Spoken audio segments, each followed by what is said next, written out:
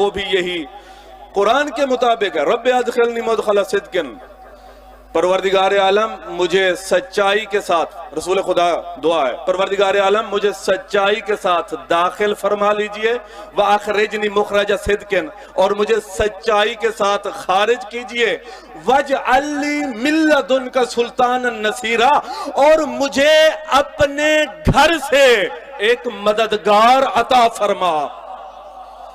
نہیں تھوڑے سے پیچھے رہ گئے آپ، میں آرام سے جملے کو بیان کروں گا. پروردگارہ اپنے گھر سے ایک مددگار مجھے عطا فرما. 2 رکعتیں پڑھنے والے ملا کی مجھے تعصب کی سمجھ نہیں آتی. علی سے اتنی دشمنی، اور اگر دشمنی کرنی ہے تو رسول سے جا کر کیوں نہیں کرتا؟ میں تو علی سے صرف مدد مانگتا ہوں، نبی نے مددگار مانگ لیا. علی علی دم علی علی علی علی دم علی علی